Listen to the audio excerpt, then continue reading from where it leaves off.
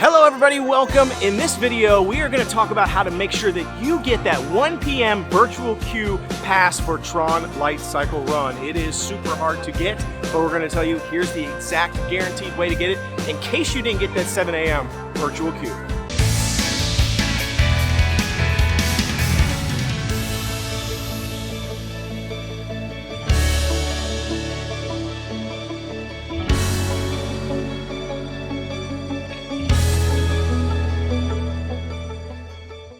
First things first, if you are looking for how to get that 7 a.m. virtual queue, this is not the right video for you. You are going to want to check out our other 7 a.m. virtual queue pass. It has all the information that you need for that one. This is specifically for the 1 p.m. queue drop. You're going to want to watch the 7 a.m. one. There's a lot of stuff in the 7 a.m. virtual queue video that we did that has a lot more detail than what you're going to find in this video to make sure that you get it. But the 1 p.m. one specifically, that's what we're going to talk about today. Now, a lot of the aspects for getting the 1 p.m. virtual queue for Tron Lightcycle Run are the same as what you would do for the 7 a.m. virtual queue. You're still going to need to download the My Disney Experience app. You're going to need to be ready just like at 7 a.m. You're going to need to confirm your party. You're going to need to hit that button. So I'm going to go ahead and flash up on the screen some of the screens that you are going to see for the 7 a.m. queue because they are all going to be the same for the 1 p.m. queue. And aside from the My Disney Experience app and understanding the different screens that you need to click through and how to actually get it and when to get it, the biggest other indicator of whether you're going to get the pass is your Wi-Fi or your LTE connection. Your internet speed is going to be huge in determining whether or not you get the queue. Because the major difference between the 7 a.m. and the 1 p.m. is that for the 1 p.m. queue, you have to have been checked into the park in order to qualify. They say you should be in the park, but technically you don't have to be in the park. You just have to have scanned into the park at some point in that day, and then you're able to actually get the 1 p.m. as long as you haven't gotten the 7 a.m. So if you're here earlier in the morning and then you went home, you can actually do the 1 p.m. from your hotel room, from your home, wherever you are, you can do that. For most other people, they're gonna probably come here to Magic Kingdom and hope for the 1 p.m. and they're gonna be in the park. And so the big difference is, where do you do it from? Because you don't want a bad internet connection, because I promise you, you are probably not going to get it. So that is why we are here today, because we are going to go all around the park and we're going to show you the best and the worst spots for Wi-Fi connections in order to get that pass. Now, I do want to caveat this. Everybody who got the 7 a.m. is no longer eligible for 1 p.m., so it is a little bit easier to get the 1 p.m. queue. I will say there have been a couple of days since opening that the virtual queue for 1 p.m. was actually open for over an hour. So you had an entire hour and a half to get this virtual queue pass. It wasn't so intensive where you had to be hammering that button right at 1 p.m. However, during spring break, and there was a lot of people here, it was gone instantaneously at 1 p.m. So that is why this is an important video, because you don't want to risk it. As soon as 1 p.m. comes around, you want to hit that button and it's go time. So again, if you don't know the screens, you don't know how to do all the stuff, check out the 7 a.m. video. I've linked to it below. It should also pop up in this video. But the most important thing is going to be where to do it. So that's what we're going to do. So let's get going. We're going to check out the park. We're going to go around. I'm going to show you the best and the worst. Now, in my other video, I mentioned how to actually check your internet speeds, and this is the most important thing. I recommend downloading the Ookla application. I talk about this in my other video. You can check that out. It's speed test, Ookla. You're going to want to look it up. And you can see, just since we got here, I tested my internet at home before I left, and then now I'm testing my LTE now that I'm in the park. My internet at home was 700 download speed and 500 upload speed, which is actually crazy numbers. And you can see on LTE here in the park, we're already down to 159 download, and we're at 11 and a half upload. So from 700 down to 159, from 500 down to 11. That's a huge shift just in going to the LTE. Okay, so one thing you do not want to be doing when you're trying to get this virtual queue is you don't want to be moving in the park. You want to find a good internet location and you want to stick with it, just stay.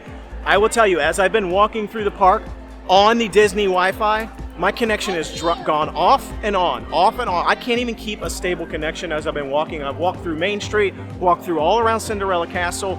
My internet continually keeps dropping. I can barely keep it stable for about 2 or 3 seconds and then it drops or it goes off. So you're definitely not going to want to be moving around. You're going to want to find that spot and stick with it. 3 hours later. Okay, it is the end of the night. The park is almost completely empty behind me because I have walked all the way around this entire park and checked out every single location to figure out which one has the best internet speed, and I was actually shocked at the results because it's a little bit different than what we found at Epcot when we were looking for Guardians of the Galaxy and the best spot to get that 1 p.m. So I'm gonna hit you with all the places that were the worst right out of the gate. The places that you do not wanna be if you are trying to get this 1 p.m. pass. But let's just start out with this. The best thing for you to do is to check your LTE speed first and see what that is. And then use that as your baseline guide for any of the Wi-Fi locations that you check around the park if you download the Ookla app. It's free, it's easy to download, put it on your phone, and you can check for yourself to see where the right locations are. Because even though this video is gonna tell you, you're gonna wanna double check them. So I would download it on your phone just so you can kind of double check that the Wi-Fi is operating at these locations. It should be faster on Disney Wi-Fi depending on the location. Let's go through them now. The absolute worst places to be, I'm just gonna say it now, is Main Street, Magic Kingdom right in Main Street, Cinderella Castle, anywhere in that strip, not a good place to be. These are the oldest buildings in the entire property. They do update them, but the Wi-Fi is not good anywhere. It started to get a little bit better near Starbucks location, but it was so dodgy that I couldn't even get a stable connection. It just kept going down and up and down, and I thought I had a good speed, and then it would just tank. And so it was just no good. I don't recommend it. Plus, there are so many people on Main Street. It is crazy. There's a lot of bandwidth issues. You don't want to be on Main Street. You don't want to be in front of the castle. There's no internet connection there pretty much at all.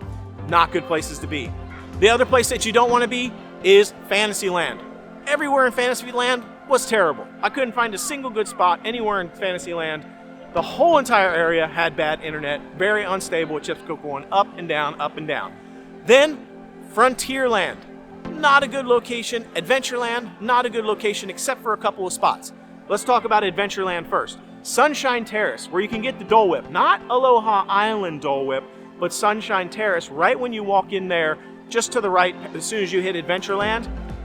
That was great internet speed, right next to Jungle Skipper's Canteen. It was actually really good. That's where you can get like the orange Dole Whips and things like that, and floats. It was actually really good. That was one of the best places that I found over near Adventureland. So if you're over that direction, you can't get over to the best spot, that's actually a pretty good spot to hit. Jungle Skipper Canteen, Sunshine Terrace, right there, right outside of those, pretty good internet speed.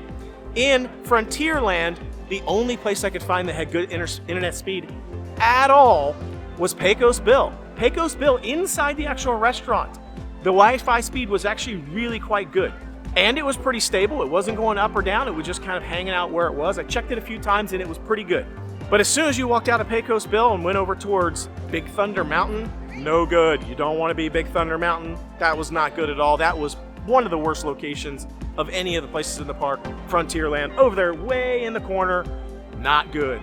Now we're going to talk about Liberty Square. You would think Liberty Square, kind of in the nice area, nice central part of the park, it would be decent. It was horrible. Absolutely terrible. Columbia Harbor House, the restaurant, sort of the seafood restaurant right there, Haunted Mansion, the Tangled bathrooms. Tangled bathrooms, I don't know why that's all we got from Tangled was bathrooms, but whatever. That whole area, no good. Not a good spot. Don't hang out there. And then one of the worst locations was Carousel of Progress, way over there in Tomorrowland. Carousel of Progress area, not good. It's too far over there. There's nothing happening. No internet connection.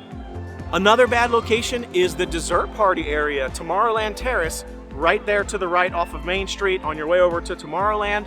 Not good internet connection there. So if you're going through that area, it's not recommended. All right, now let's talk about the gems. Let's talk about these are the places you definitely want to be. We already touched on two locations. Pecos Bill, pretty good. Sunshine Terrace and Jungle Skipper Canteen, pretty good. But another sleeper hit that I wasn't expecting was Storybook Circus. Actually right in front of Barnstormer, over by the bathrooms at Storybook Circus, I got really good internet speed, really good. Probably one of the best locations. It was the second best location that I found. Storybook Circus, who would have thought? It's actually a really good spot. So if you're over there hanging out with kids and you're waiting for that 1 p.m., it's a good spot to hang out. And that brings us to the number one spot, the place that you definitely want to be. And I'm so surprised by it, sort of surprised by this, sort of not surprised. It is at Tron, actually hanging out at Tron Lightcycle Run. But where? The area is huge. Where do you want to hang out? The best spot that I found was right below Tron. There's a walkway that takes you to Storybook Circus. And there's a little area there with some benches. It's a really nice little spot to kind of hang out. There's a little bit of shade there. The internet speed there was the best by far. That was the #1 spot that I found in all of Magic Kingdom. You want to be hanging out there. Not a lot of people down there. There's a lot of people above you, but really nobody right where you're at. The internet speed there was fantastic. In that location, I got almost 100 download speed and 100 upload speed, which is really good. Around 100 download speed is great. Anything over 10, 20, 30 for upload speed is also really good. So those were actually really good spots.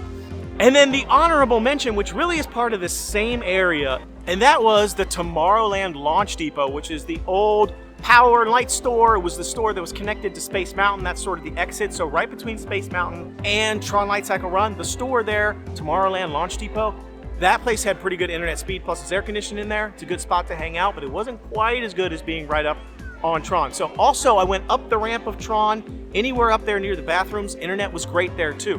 So surprisingly, the best internet location is actually at the Tron ride, specifically where I mentioned, at the Tron ride. I would have thought that was going to be pretty bad, but it's actually really good. However, I'm also not that surprised because it's the newest location that's been built here at Magic Kingdom. And with new buildings and new structure comes new infrastructure, comes new internet capability. So it's actually really good, which is similar in Epcot. If you watched our Guardians of the Galaxy video, the best location for Guardians of the Galaxy to get that virtual queue for 1 p.m.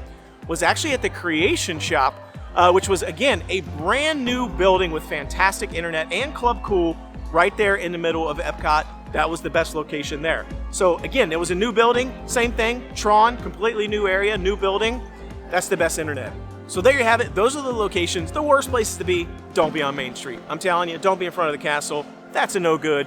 The best place to be, Tron Lightcycle Run, honorable mention, Storybook Circus, surprisingly, or the shop right next to Tron. Those are the best spots. So if you want to know more about the Ookla app and how to download it and the internet speeds that you should be looking for, or how to hit that 7 a.m. virtual queue, check out our other 7 a.m. virtual video below. But if you're here in the park and you want to get that 1 p.m., those are the spots. Hope you've enjoyed this video. Be sure to like, subscribe, share. Until we see you next time, the noble way is the easy way. Bye-bye, everybody.